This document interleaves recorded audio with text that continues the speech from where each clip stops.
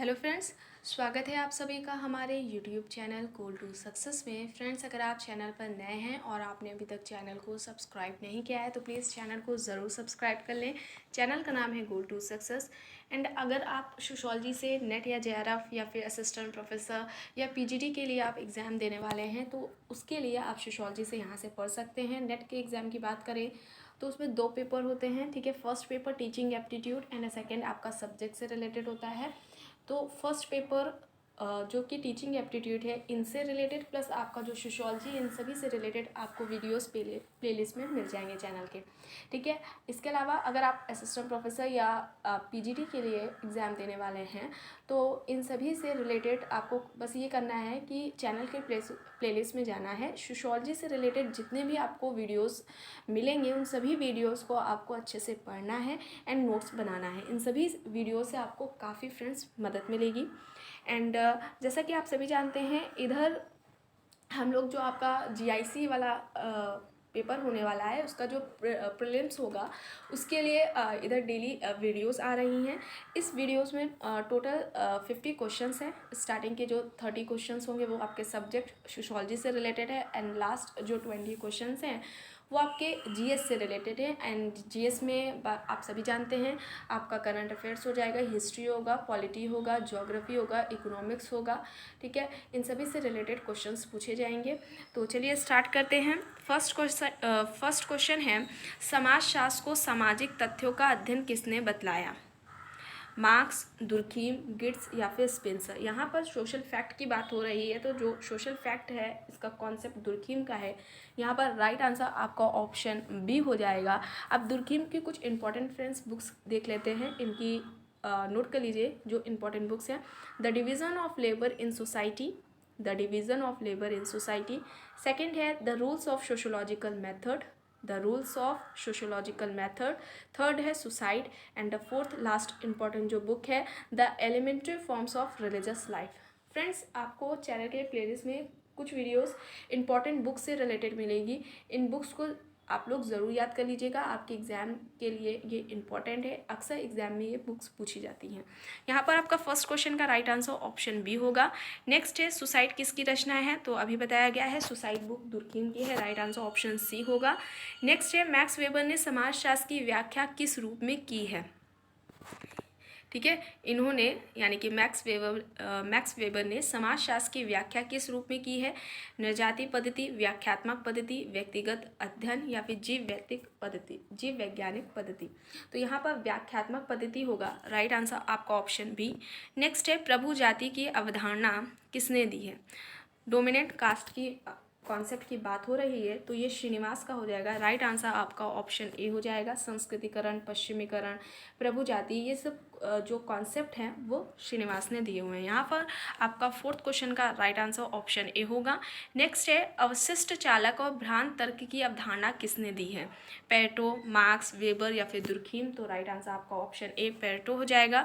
Next है सामुदायिक प्रतिमान तथा संघात्मक प्रतिमान का जो कॉन्सेप्ट है वो किसने दिया हुआ है? ऑप्शन है रॉबर्ट बियरस्टेट, मार्क्स, दुर्खीम या फिर वेबर। तो यहाँ पर राइट आंसर आपका ऑप्शन सी हो जाएगा, दुर्खीम हो जाएगा।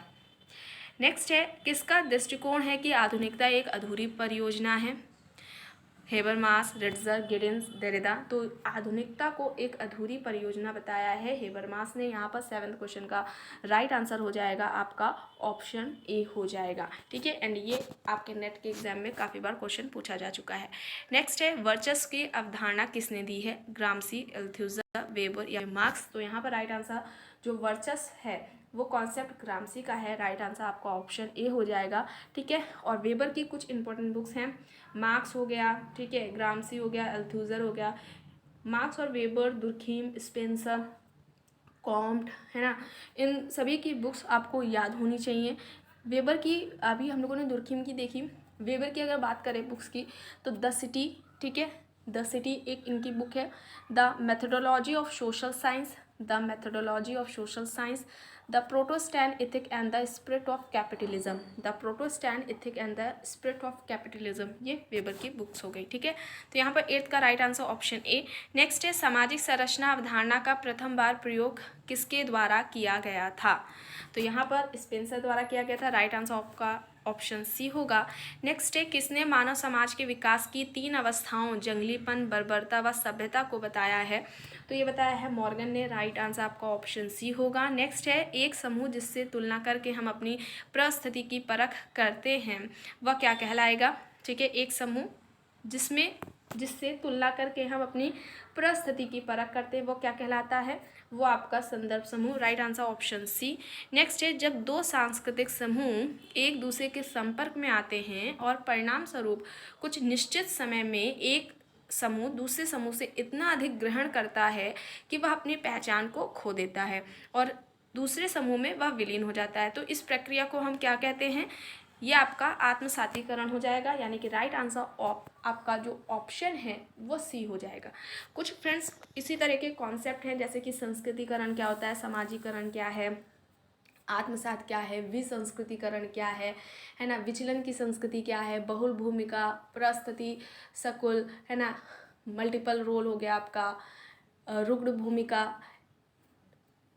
ये कुछ कॉन्सेप्ट्स हैं जो कि आपके एग्जाम में पूछे जाते हैं। अभी आपने देखा ये स्टेटमेंट दे दिया, बोल दिया कि क्या है, ठीक है, इस प्रोसेस को हम क्या कहेंगे, एंड इससे रिलेटेड आपके क्वेश्चंस एग्जाम में काफ़ी बार पूछे जाते हैं। तो इससे रिलेटेड आपको प्लेलिस्ट में वीडियोस मिलेंगी, social status and a role. इन वीडियो को आप ज़रूर देख लीजिएगा, प्लस इनसे रिलेटेड कुछ वीडियोस और भी मिलेंगी जिनमें केवल क्वेश्चंस के बारे में पूछे गए हैं। तो इन सभी वीडियोस को ज़रूर देख लीजिएगा, आपके लिए इम्पॉर्टेंट है। यहाँ पर राइट आंसर आपका ऑप्शन सी होगा। नेक्स्ट है, किसने पीजन एंड पीजन सोसाइटीज़ ये जो बुक है वो लिखी है? तो यहाँ पर आपका शानीन हो जाएगा, यानी कि T Shanin, option B right answer है। नेक्स्ट है, नगरीय समाजशास्त्र पर द सिटी नामक पुस्तक के लेखक थे। ठीक है, नगरीय समाजशास्त्र पर द सिटी, तो यहाँ पर आपका क्या होगा? पार्क होगा। Right answer option B. Next है, किस विद्वान ने कहा है कि भारत का प्रत्येक गांव एक गणतंत्र है? मोस्ट इंपॉर्टेंट है, नेक्स्ट के एग्जाम में काफ़ी बार पूछा गया है। तो ये हेनरी मैन का कहना है कि भारत का प्रत्येक गाँव एक गणतंत्र है। राइट आंसर आपका ऑप्शन बी। नेक्स्ट है, पावर एलीट पुस्तक किसने लिखी है? तो ये पावर एलीट आपकी सी राइट मिल्स हो जाएगा, ऑप्शन ए। नेक्स्ट है, किसने अधिशेष मूल्य का सिद्धांत दिया है? तो सरप्लस वैल्यू की बात हो रही है, यहाँ पर मार्क्स का कॉन्सेप्ट है। नेक्स्ट है, निम्नलिखित में से किसने समाजशास्त्र की परिभाषा सामूहिक प्रतिनिधित्व के क्रमबद्ध अध्ययन के रूप में की है? सामूहिक प्रतिनिधित्व की बात हो रही है, यहाँ पर दुर्खीम। राइट आंसर आपका ऑप्शन बी है। नेक्स्ट है, वेबर के अनुसार परिस्थिति वर्ग निम्न द्वारा चिन्हित किए जाते हैं। इनमें से 4 ऑप्शंस हैं, आपको बताना है, शिक्षा, जीवन शैलियाँ, व्यवसाय या फिर परिवार पृष्ठभूमियाँ। तो यहाँ पर आपका राइट आंसर जीवन शैलियाँ हो जाएगा या जीवन शैली हो जाएगा। ठीक है, राइट आंसर आपका ऑप्शन बी होगा। नेक्स्ट है, व्याख्यात्मक समाजशास्त्र से किसका नाम जुड़ा हुआ है? तो अभी आप लोगों को बताया गया मैक्स वेबर का। राइट आंसर ऑप्शन ए है।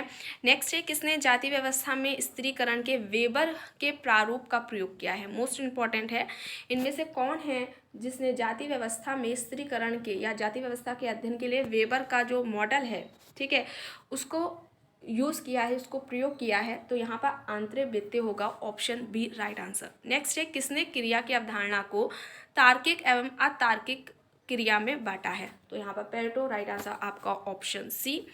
नेक्स्ट है, स्ट्रीट कॉर्नर सोसाइटी के लेखक कौन है? ठीक है, मोस्ट इंपॉर्टेंट है, यहाँ पर आपका विलियम एफ वाइट हो जाएगा। राइट आंसर आपका ऑप्शन बी होगा। नेक्स्ट है, व्यवसाय और केवल व्यवसाय ही जाति प्रथा की उत्पत्ति के लिए उत्तरदायी है, यह किसका मत है? M N. Srinivas, G S. Ghurye, R. Nesfield या फिर रिजले?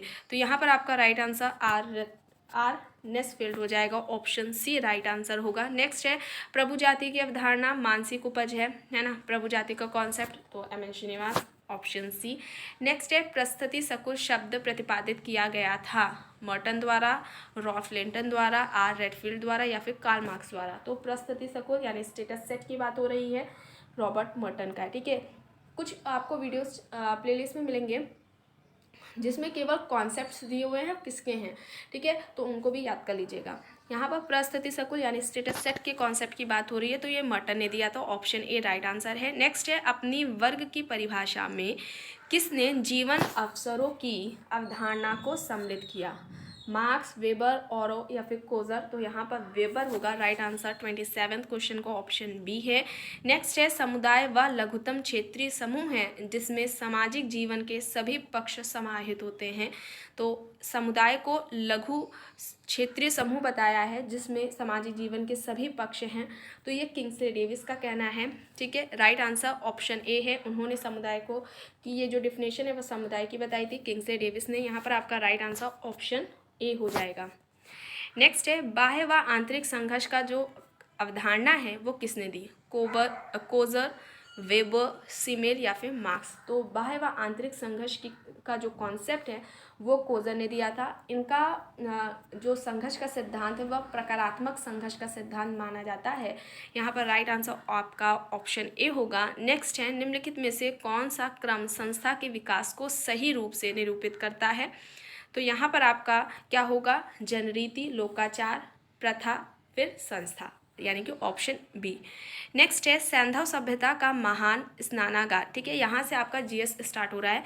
सैंधव सभ्यता का महान स्नानागार कहाँ से प्राप्त हुआ? ऑप्शन ए है मोहनजोदड़ो, हड़प्पा, लोथल या फिर कालीबंगा।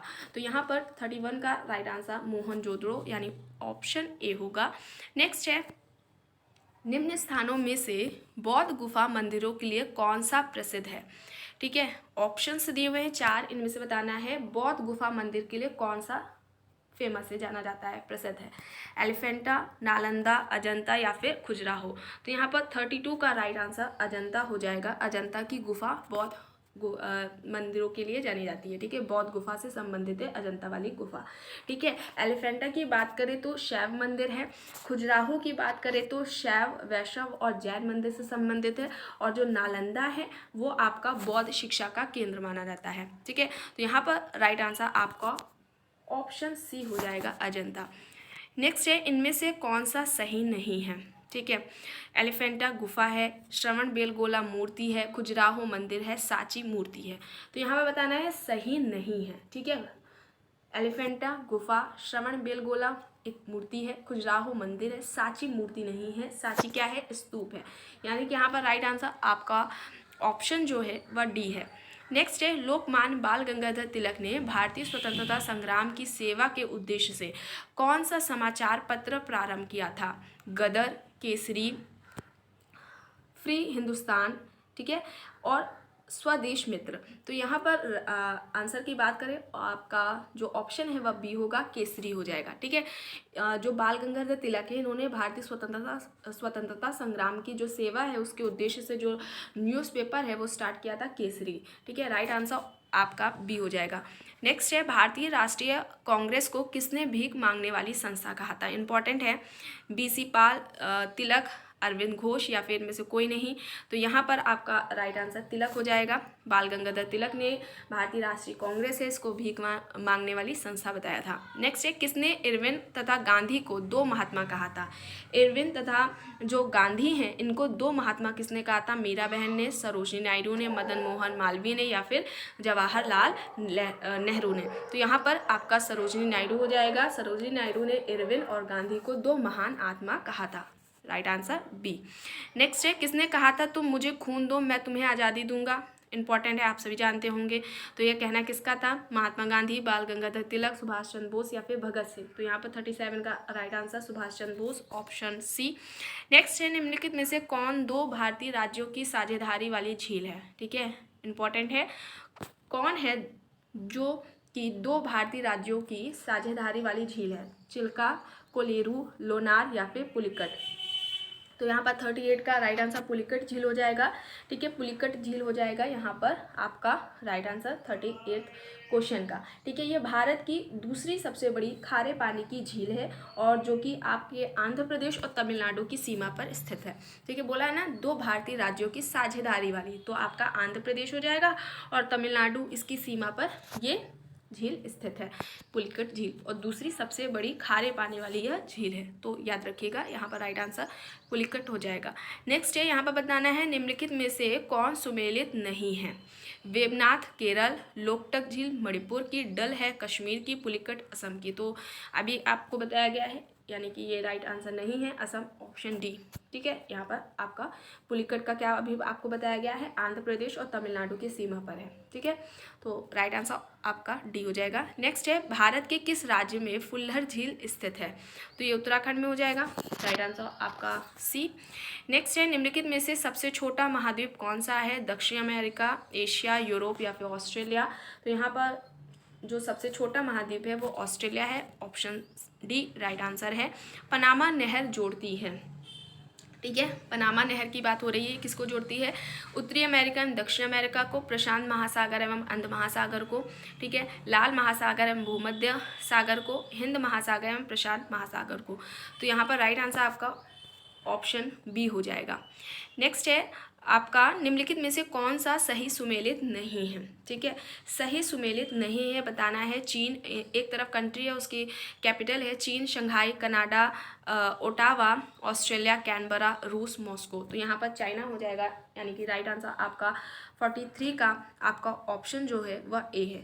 इसकी जो चीन है इसकी राजधानी बीजिंग हो जाएगी। ठीक है, नेक्स्ट है, लोकसभा के लिए चुनाव में निर्वाचित होने के लिए किसी व्यक्ति के लिए न्यूनतम आयु सीमा क्या है? 18 वर्ष, 21 वर्ष, 25 वर्ष या फिर इनमें से कोई नहीं?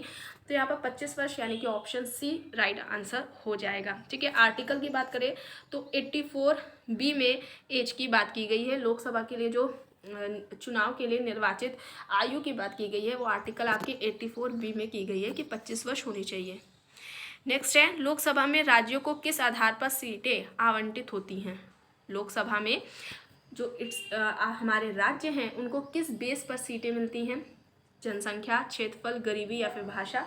तो पॉपुलेशन बेस से राइट आंसर आपका ऑप्शन ए है। नेक्स्ट है, 30 सितंबर 2020 को जैव विविधता पर संयुक्त राष्ट्र सम्मेलन 2020 वाला वो कहाँ आयोजित हुआ था? ठीक है, तो चीन है, जापान, न्यूयॉर्क, यूएसए में, कहाँ? तो राइट आंसर आपका न्यूयॉर्क हो जाएगा। एंड इसकी थीम की बात करें तो थीम इंपॉर्टेंट हो जाती है, आपको याद रखना है, urgent action on biodiversity for sustainable development. Urgent action on biodiversity for sustainable development, ये इसकी थीम थी। ठीक है, जैव विविधता पर जो संयुक्त राष्ट्र सम्मेलन हुआ था वो हुआ था न्यूयॉर्क, यूएसए में। राइट आंसर आपका ऑप्शन सी।